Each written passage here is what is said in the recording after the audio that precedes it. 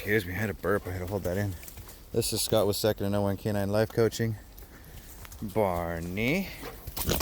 Oh, they're so greedy. Max. And Hunter just disappeared to go poo. There he is. I'm a little worried about Hunter this morning because when I was coming up here, he wasn't paying attention at all. He did go to Napa yesterday. He wasn't happy going into the car. We did some comfort to the best I could while I'm picking everybody up. So I'm going to pay attention to that. My goal was to actually read you guys a chapter from Archeology of the Mind, the Archeology of the Mind, Neuroevolutionary Origins of Human Emotions by Jock Panskip, Lucy Biven, forward by Dan J. Siegel. You good, Max? So I want to put this to the side right now, put it in Hunter's safe spot. Thank you. Max, I gotta get your butt. You want your ball? I can hear Hunter behind me. I might not get to the book. Hunter just pooed again. You want one? Okay, ready? He completely has his choice of all three. It might keep him occupied for a minute while I still pay attention to where Hunter's at in the woods. There he is. He's not going to be social today. There's going to be a lot more comfort with him. Thank you, Barney. So I'm going to kind of ignore him and just reward him for hanging out with us, because that's really what I want. I don't want him to go too far and feel like he needs to be away. To go potty, that's fine. If you really watch his face, stupid mosquitoes on my hand.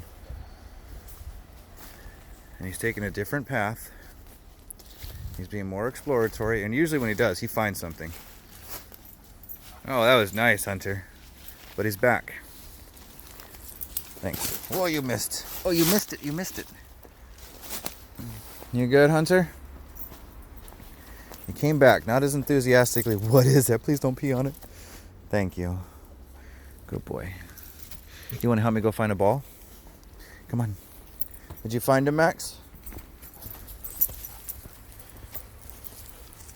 Good boy, Hunter. Thank you. Max, did you find them all? No, but I found sticks that are surrounding my ball. I have a lab that went after the balls, and guess what he didn't grab? So this means he's doing it out of want of my attention. Thank you, Max. You like the fetch game. You ready, Hunter? You want to play? Max. Max! I didn't throw it! Ready? Good job, Hunter. Thank you, Barney. We know Max is greedy with the ball. You good? So I think Hunter wants to be read to today. Do you want to be read to today? Oh, man. I lost the ball, for sure. I'll be lucky if I find it. Definitely not to my skills of finding one. See, Hunter's ball is right over where Max is at. Max found it, left one there, and he's not interested. Hunter did go to Napa to go run around. So this is what I watch. Like I said, when he came up today, he was not excited. Thank you, Hunter. He wasn't pulling on my lead, but what he was doing was he was just trying to get over here as quickly as we possibly could. I got you, Hunter. You want to cuddle? Come here. Hunter, come here. I'll cuddle. I'll come to you. How's that? Thank you. See how when everybody leaves, then he wants to cuddle, and then he goes and walks away. What are you rolling in? Thank you, Hunter. Hunter, thank you. Good boy. Stop. So what I'm going to definitely do today is work on making sure Hunter feels safe away, so when I reward dogs, it's going to be from away from him.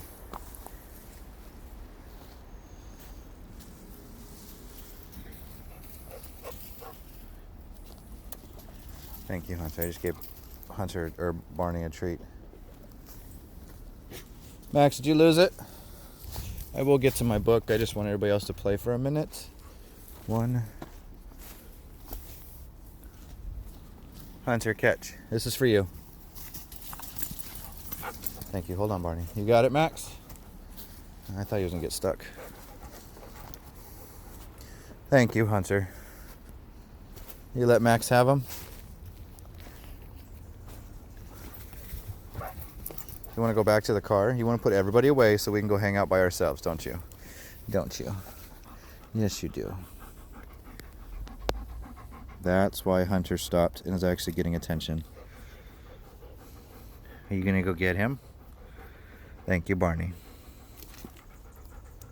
So I actually just put my foot in front of, definitely between, so he can't go do it. Thank you. Go get your stick. Thank you. Barney read Hunter very well. Thank you. Let's go get your stick. You good, Max? I'm going to go to my spot. We're going to read.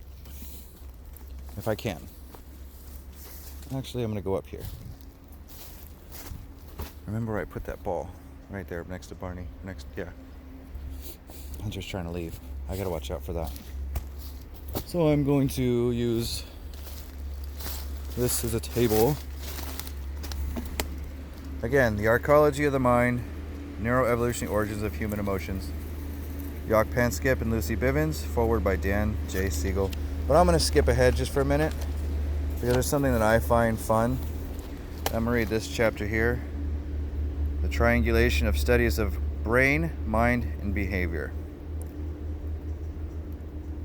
Sorry, I'm just watching Hunter. He's just hanging out by his tree still. Why are animal effects so important for understanding human well-being? Because understanding them provides us with a knowledge of our own basic value systems. Aspects of life that feel intrinsically good and bad. We cannot study such processes at the fine neural levels in the human brain in order to understand affects across mammalian species. It is extremely useful to use the triangulated method of research that focuses equally on our understanding of I, the mammalian brain, double I, the instinctual emotional behaviors of other animals, triple I. You guys didn't say that properly. The subjective states of the human mind. Such triangulations are the primary means by which we can investigate the neural underpinnings of effective life in our own species as well as other animals. Panskip, 1988a. This method can have a great impact on the advancement of effective research-based understandings in general on the practice of biological psychiatry and psychotherapy in particular. It also provides a way of understanding scientifically for the first time some of the experiences of other animals. The first component of this triangulation method concerns brain system and function. The physical brain must always be the primary component of rigorous neuroscientific research. Only when we know how the brain works can we achieve deep understandings of the behavioral and mental processes of animals and humans. In the general coverage of this book, however, we will not delve as deeply into underlying neurological, neurochemical, and neurogenetic issues as we would in a professional scientific forum. For many of those details, see Panskip 1988a. I have a mosquito chewing on my arm. I apologize. Max has his ball, and Hunter's right there. Thank you, Hunter. Thank you, Barney. These are all of value and interest. Max, catch. To the dog. Okay. This method can have a great impact in advancement of effective research-based understanding in general in the practice of biological psychiatry and psychotherapy in particular. It also provides a way of understanding as scientifically for the first time some of the experience of other animals. The first component of this triangulation method concerns brain systems and functions. The physical brain must always be the primary component of rigorous scientific research. Oh, we got down to this chapter. I apologize. The second component is a careful study I have an audience. I love it. The second component is a careful study of animal behavior, especially their natural, instinctual, behavioral tendencies, their unconditioned responses, UCRs. Abundant evidence now demonstrates that the brain networks that generate unconditioned emotional responses are, in fact, accompanied by affective experiences. Conscious, unconditioned, within brain process that can be served as, quote, rewards, unquote, and, quote, punishments, unquote, unquote, in learning tasks. Thus, we can further conclude that brain manipulations that arouse natural emotional behaviors in animals also induce the accompanying affective states.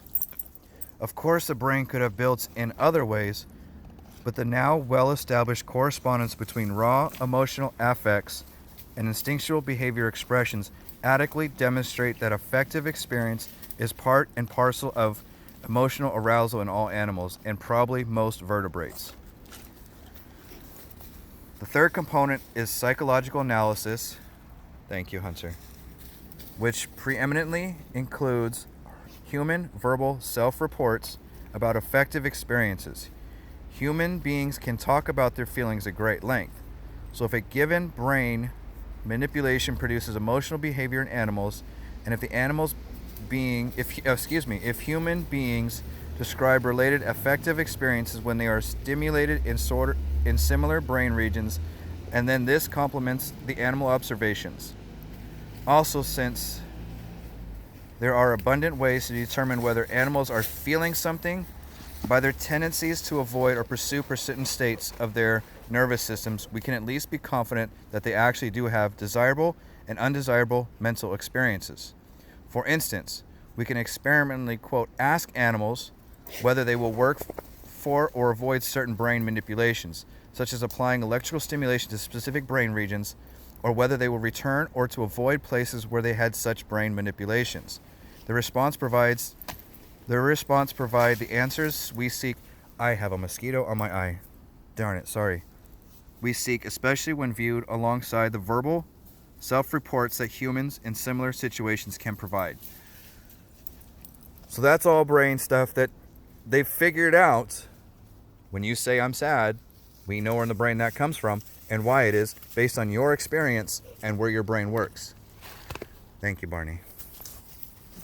If you have a different interpretation, please let me know. Thank you, Hunter.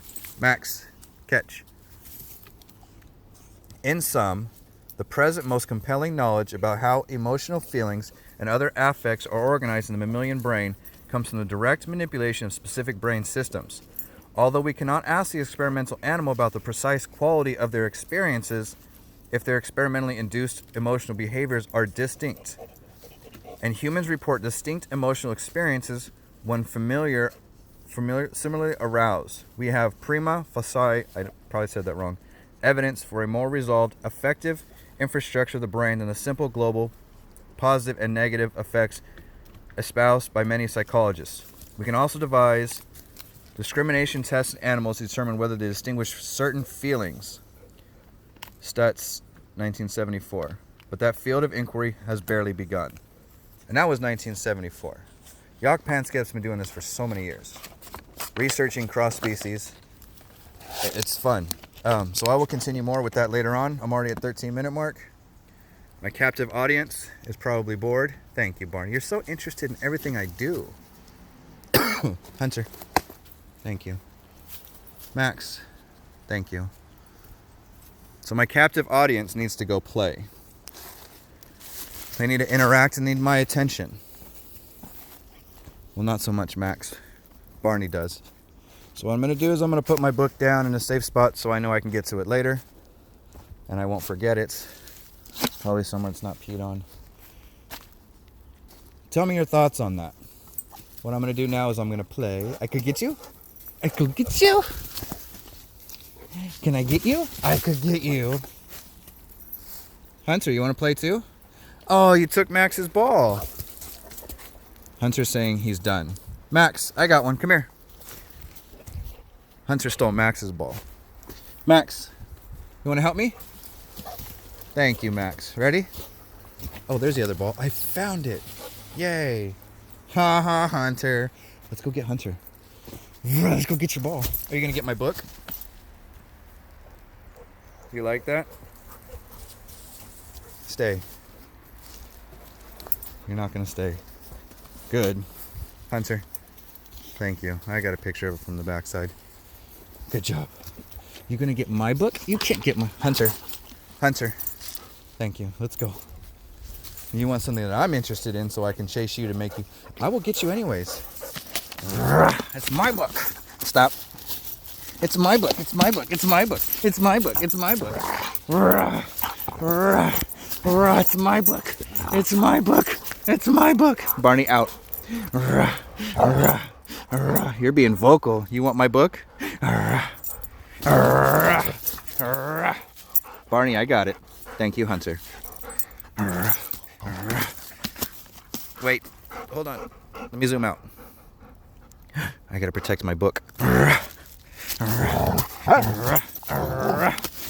Barney, I got it. Hunter. Haha, you missed. Haha, I got it. You can't have my book.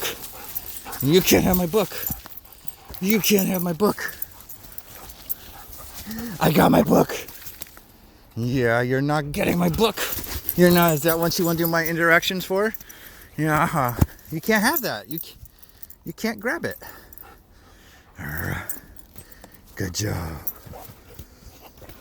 He's frustrated. He was frustrated when he grabbed my book.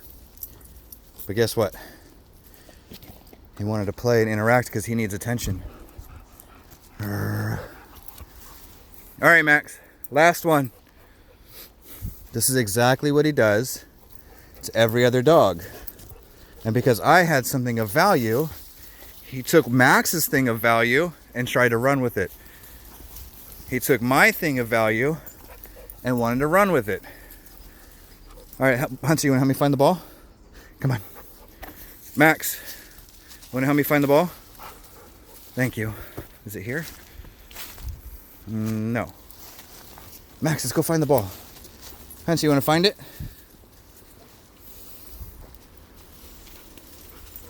All right, let's go find the ball.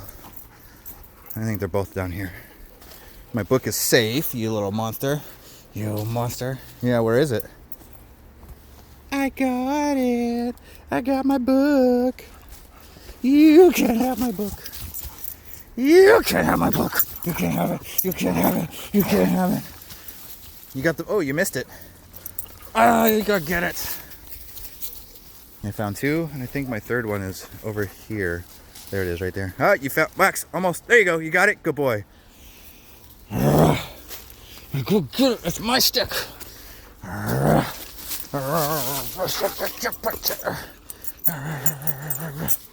Good job. Hunter. Thank you. Thank you, Barney. All right. Get your butt. Hold on, time out. You're going to get stuck. I'm going to get stuck. Thank you, Max. You found it. I needed that. Hold on. Max, last one. Max.